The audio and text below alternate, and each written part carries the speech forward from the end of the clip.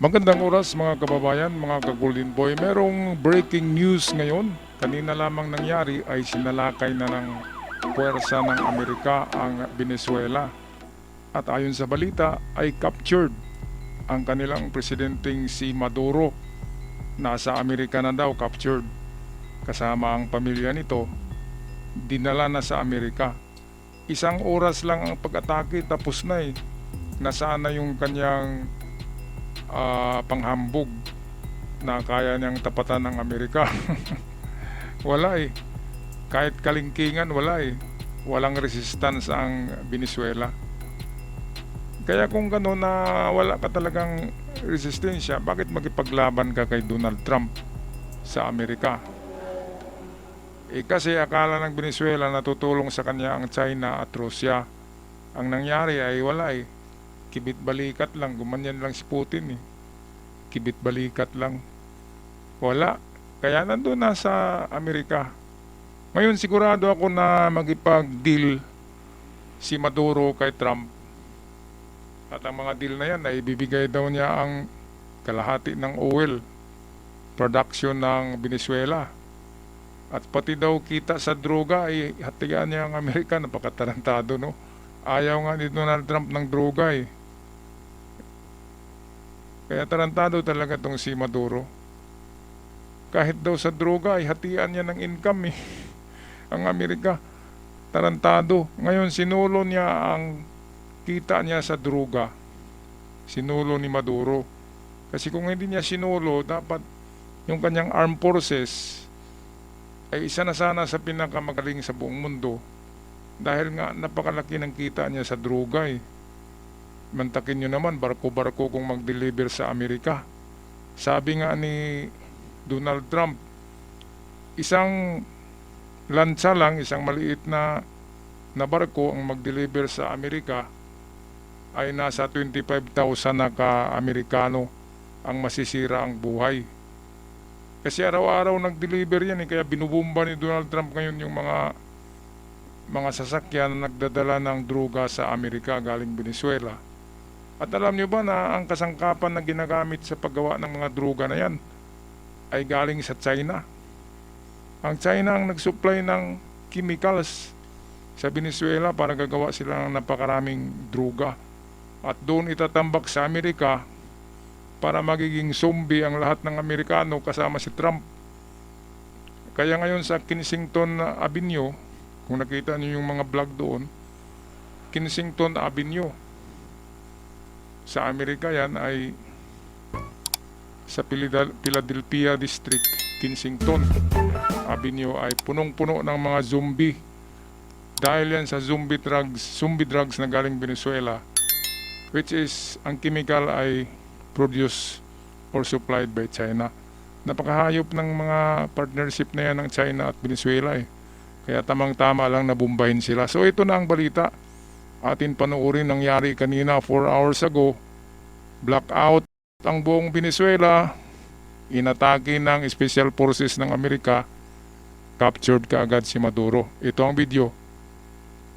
According to CBS News, U.S. President Donald Trump ordered strikes on sites inside. According to CBS News, U.S. President Ayan. Donald Trump ordered strikes on sites inside Venezuela, including military facilities, as Washington sharply intensified its campaign against the government of President Nicolas Maduro.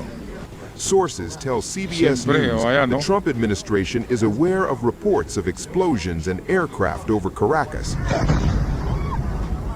But as of now, there has been no official public comment from the White House. On the ground, the situation appears chaotic. Eyewitness videos and journalist reports describe missile-like strikes, low-flying aircraft, and power outages across parts of the capital. So isa na naman tong si Colombia's Gustavo President Petro Gustavo Petro ng issued Colombia. an urgent warning Baka to the isusunod world. naman yan dahil ang Colombia ay isa rin supplier ng drugs eh. Baka isusunod yan ni Donald Trump. Huwag kasi magsalita ng masama kay Trump kasi alam na natin yung ano niya ni Trump ay mapusok at hot-tempered. Si Trump kapag sabihin niya bumbahin ko kayo, bumbahin talaga. O katulad sa Iran, di ba? Katulad sa saan pa ba yun? O ngayon dito naman sa Venezuela, 'di ba? Matagal na binabalaan ni Trump 'yan eh. Natigil mo na 'yan. Kahit nga binumba na yung ibang mga yung maliliit na barko na nagdadala ng drugs, kahit binumba na, mayroon pa ring tumatawid ng ng karagatan papuntang Amerika, lulan pa rin yung droga. Kaya grabe talaga yung Venezuela.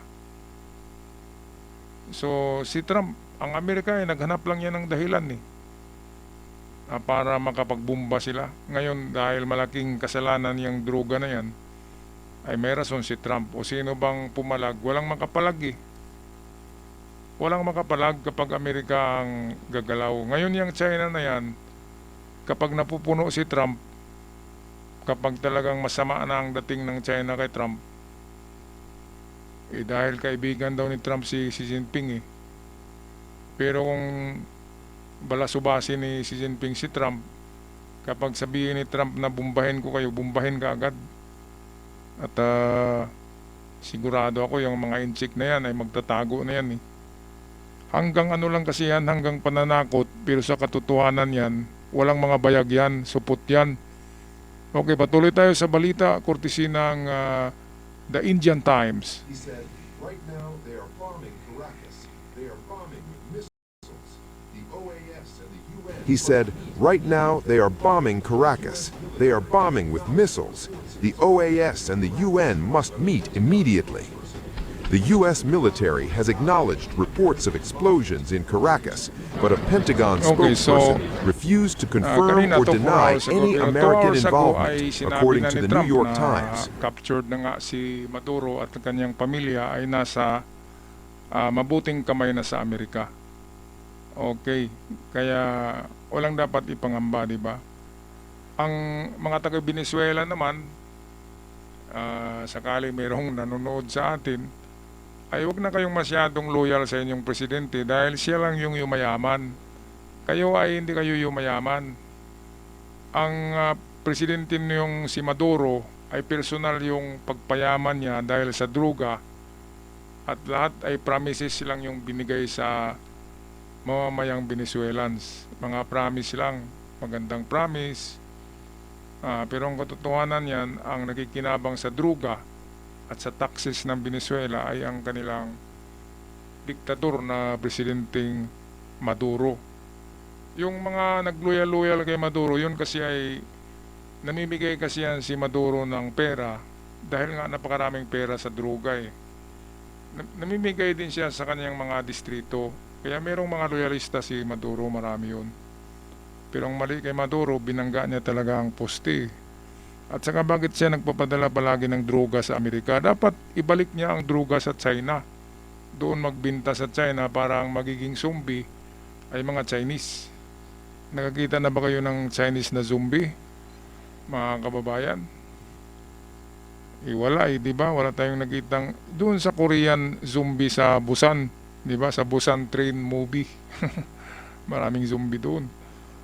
Okay, so ngayon punta tayo sa dito na tayo, shortcut na tayo sa itong press release ni Donald Trump mismo. Press release ni Trump na nagsasabi na okay, captured na nga si Maduro.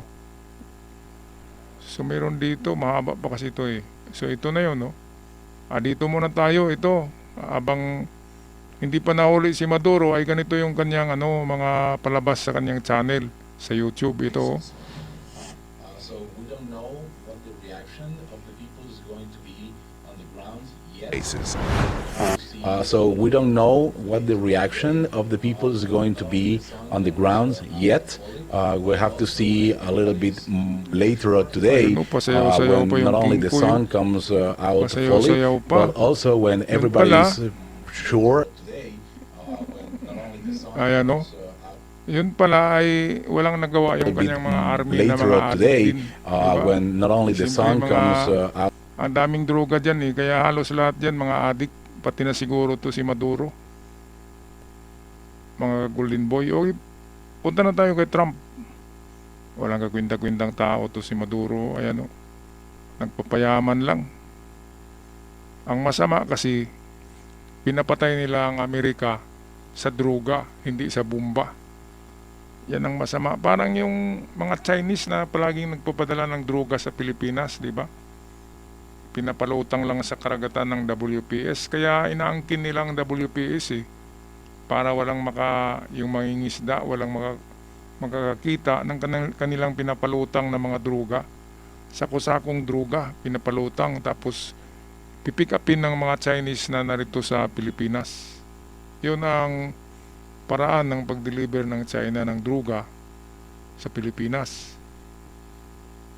Kaya yan ang isang malaking kasalanan ng China Pati Amerika ay nilalason nila sa droga ang kabataan. So, ganun din ginawa sa Pilipinas. Kawawa talaga tayo. Okay, so ito na si Donald Trump. Pakinggan natin. Sandali lang to na confirmation niya na nandun na nga si Maduro sa kanyang poder.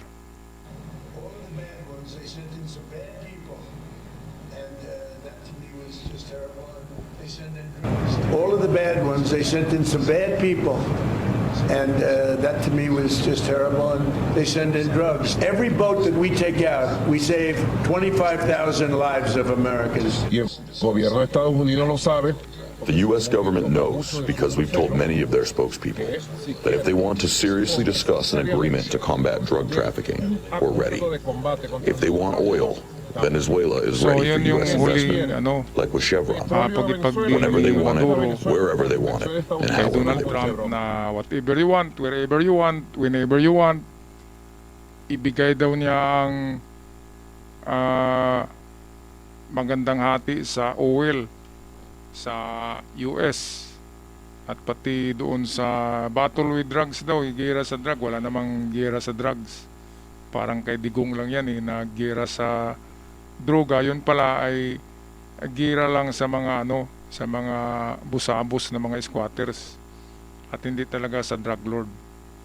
Walang drug lord na nabaril noon sa panahon ni Digong. Yung binaril nila yung mga poser lang na mga busabos lang. Pinagpapatay pati mga bata. Grabe. Kaya parang ganito kay Maduro na ginagawang parang Pilipinas ang Amerika.